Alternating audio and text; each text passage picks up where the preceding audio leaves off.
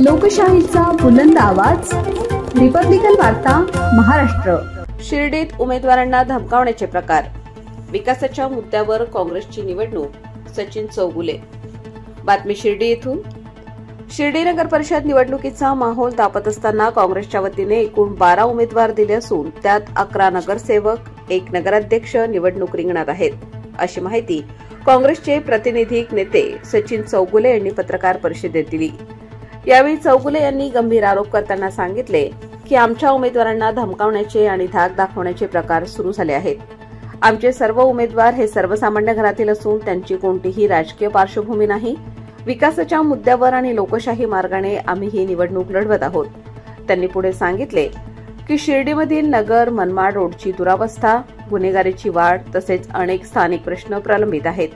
हे सर्व प्रश्न आलटून पालटून सत्ता भोगणाऱ्यांमुळेच निर्माण झाले आहेत, असा आरोप त्यांनी केला। चौगुले म्हणाले, आम्ही कोणतीही साईबाबांची शपथ घेतलेली नाही, मात्र परस्परांचा हात हातात घेऊन प्रतिज्ञा केली आहे की आम्ही कोणत्याही लोभाला बळी पडणार नाही, फुटणार नाही। सत्ताधाऱ्यांना फक्त एक सांगायचे आहे, लढाईला लढाईने उत्तर द्या, अडथळे का आणता। सत्ताधारी गटाकडून काँग्रेसच्या उमेदवारांना आमिष दाखवण्याचे प्रयत्न सुरू झाले असल्याचेही त्यांनी आरोप केला। संपूर्ण निवडणूक ससा आणि कासव या उदाहरणाप्रमाणे कासव गतीने का होईना पण लोकशाही पद्धतीने लढवली जाईल, असेही त्यांनी स्पष्ट केले। पत्रकार परिषदेत काँग्रेसचे सर्व उमेदवार मोठ्या संख्येने उपस्थित होते। खऱ्या अर्थाने शिर्डी शहरामध्ये 9 वर्षानंतर निवडणूक होते आणि निवडणुकीच्या धामधुमीमध्ये आम्ही एक छोटासा प्रयत्न केला आणि शिर्डी शहरामध्ये विरोध जिवंत असावा म्हणून पॅनल तयार केला। त्या पॅनलच्या माध्यमातून राष्ट्रीय काँग्रेस पक्षातर्फे नगराध्यक्षसह टोटल 12 उमेदवार उभे केले। पण या 12 उमेदवारांमध्ये काही उमेदवारांना काही लोक फोन करताय, धमकी देताय, अशा प्रकारचे आम्हाला उमेदवारांची सूचना आली। जर सगळे उमेदवार गरीब घरातले, कोणाचीही राजकीय पार्श्वभूमी नाही, एकदम सर्वसामान्य कुटुंबातले लोक आहे, अशा धाडदणग्यांना ते निवडणुकीमध्ये 1% ते नाही, तरी सुद्धा ह्यांना कसली भीती आली की ते आमच्या उमेदवारांना फोन करताय, रिक्वेस्ट करताय, माघारीचा प्रयत्न करताय। हा काय प्रकार आहे? लोकशाहीमध्ये प्रत्येकाला निवडणूक लढवण्याचा अधिकार दिलेला बाबासाहेब आंबेडकरांनी आणि तो हिरावण्याचा प्रयत्न सुरू झालेला आहे।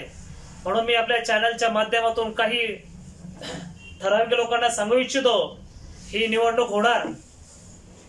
आपण जेही षडयंत्र आखताय आणि षडयंत्राच्या माध्यमातून निवडणुकीमध्ये वेगवेगळे प्रलोभन असतील, धमक्या असतील, यांना आम्ही कुठल्याही प्रकारचा थारा देणार नाही, घाबरणार नाही।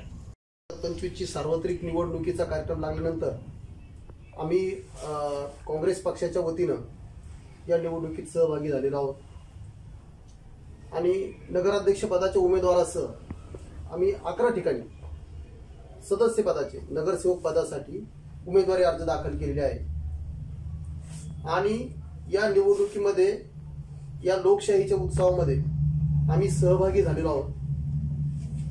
आम्ही सहभाग घेतलेले सगळेचे सगळे उमेदवार हे तुम्ही जर पाहिलं, या ठिकाणी राजेंद्र बर्डे याची मिसेस सुनीता बर्डे ही उभी आहे, त्याच्या कुटुंबाला कुठलीही पार्श्वभूमी नाही राजकीय।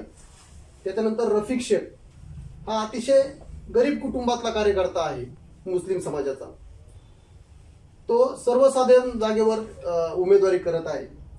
अमृतराव गायके हे ओबीसी पुरुष वॉर्ड क्रमांक 2 मध्ये उमेदवारी करत आहे, तेही गरीब कुटुंबातील आणि राजकीय पार्श्वभूमी नसलेलं ते कुटुंब आहे। राजकारणात जरी सक्रिय असलं तरी पण इतके सक्रिय नाही की ती प्रस्थापित आहे, म्हणजे विस्थापितांच्याच यादीमध्ये त्यांना पण मोजलं जातं। हे आमचे ॲडव्होकेट अविनाश शेजवळ यांची मिसेस, यांच्या धर्मपत्नी सौ माधुरीताई शेजवळ या नगराध्यक्ष पदाची उमेदवारी काँग्रेस पक्षाच्या वतीने शिर्डी नगर परिषदेसाठी करीत आहे। अतिशय चांगला चेहरा, सुशिक्षित, कुटुंबाची ही राजकीय पार्श्वभूमी आहे। कुटुंबाची म्हणजे माहेरकडचं पण कुटुंब त्यांचं राजकीय आहे। त्यांचे वडील हे मनमाड नगर परिषदेचे माजी नगराध्यक्ष आहेत, त्यांचं सासर देखील राजकीय पार्श्वभूमी असलेलं कुटुंब आहे। परंतु जरी राजकीय पार्श्वभूमी असली तरी देखील ते विस्थापितच आहे, कारण ते प्रस्थापित राजकारणी नाही. संदीप तारडे हा नवयुवक आहे, कालिकानगर भागात राहतो आणि सामान्य कुटुंबातला आहे. त्याचा राजकारणातला त्याला रस सुद्धा कळत नाही, परंतु काँग्रेसकडून तो उमेदवारी करत आहे. या ठिकाणी सूरज गायकवाड, राजकारणाची आवड आहे, परंतु राजकारणामध्ये येऊन काही लाभ मिळवायचा हा त्याचा हेतू नाही. सामाजिक काम करता यावं, सामाजिक काम करण्याची त्याची पहिल्यापासून आवड आहे, म्हणून त्याने त्या ठिकाणी उमेदवारी केलेली आहे वॉर्ड क्रमांक 6 मधून. आणि संदीप शेजवळ वॉर्ड क्रमांक 3 मधून SC या जागेवर तो उमेदवारी करत आहे. संदीपची कौटुंबिक पार्श्वभूमी देखील राजकीय नाही. सौरभ आढवळे हा अतिशय सामान्य कुटुंबातला, कुठलीही राजकीय पार्श्वभूमी त्याच्याही कुटुंबाला नाही. असे यांच्यासह मी स्वतः शहर काँग्रेसचा अध्यक्ष तर आहेच, परंतु हे सगळं घडवून आणण्यासाठी मी ॲडव्होकेट अविनाश शेजवळ, अमृतराव गायके, सगळेच राजू बर्डे, आम्ही सगळेच प्रयत्न करून 11 सदस्य आणि 1 नगराध्यक्ष पदासाठी उमेदवार आम्ही या ठिकाणी तयार केले आणि हा आमचा काँग्रेसचा पॅनल आम्ही या ठिकाणी तयार केला. ही निवडणूक सुरू झाली, फॉर्म भरण्यापर्यंत आम्ही अतिशय पराकाष्ठा करून हे उमेदवार आम्ही या ठिकाणी उभे केले आणि आज ते आपल्या समोर सगळ्यांच्या समोर उभे आहेत.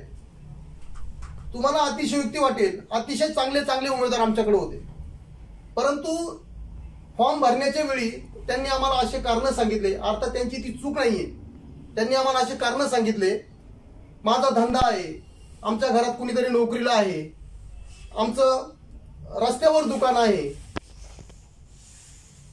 मग मी त्यांना म्हटलं या सगळ्या गोष्टींचा आणि उमेदवारी करण्याचा काय संबंध? आम्ही जर तुमच्यात आलो उमेदवारी केली तर आमच्या या सगळ्या गोष्टींना भविष्यात अडचण येऊ शकते. ही अडचण कोण करतं?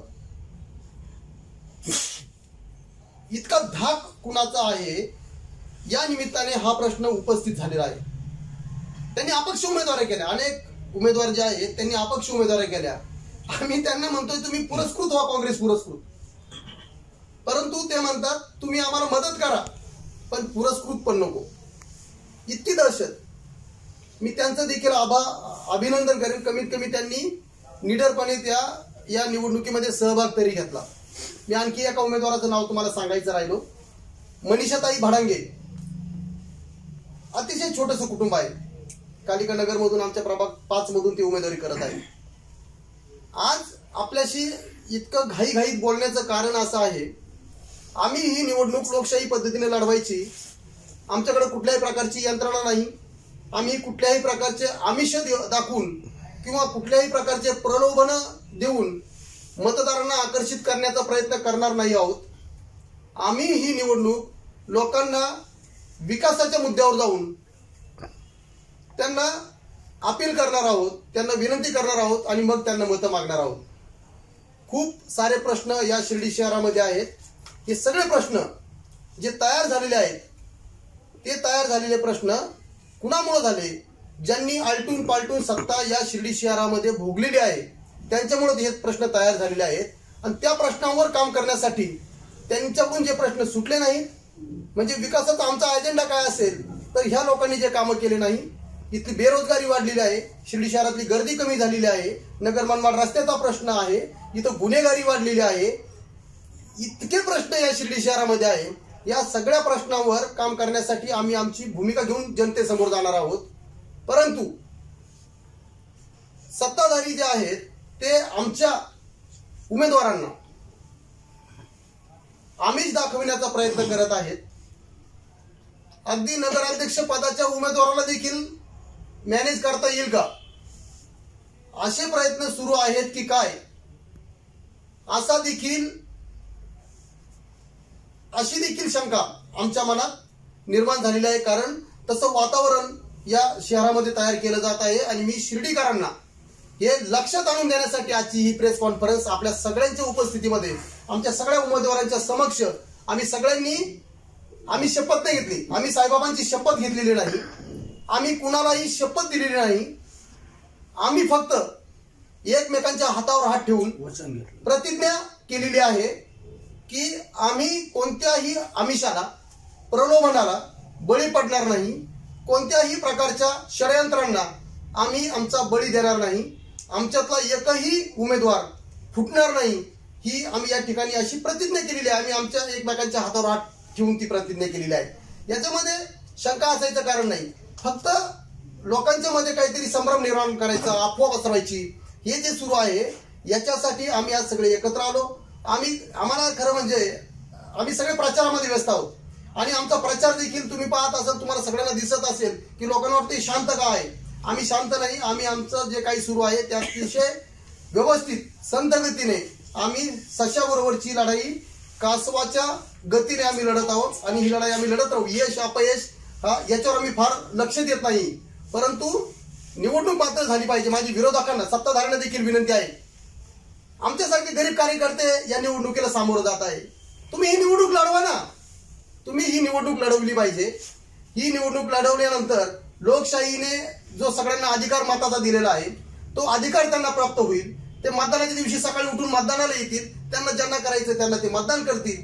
परंतु तुम्ही याला मागं घे, त्याचा विड्रॉल घे आणि जनतेला नको असलेले नगरसेवक पदाचे असतील, नगराध्यक्ष पदाचे असतील, जनतेच्या मनात नसलेले लोक जर तुम्ही तिथं बळजबरी नेऊन बसवले तर 5 वर्ष परत त्या लोकांच्या मध्ये एक कायमचं एक वातावरण ते मानगुटावर त्यांच्या भूत बसलेलं असेल की हे सगळं हे लोक का करतात.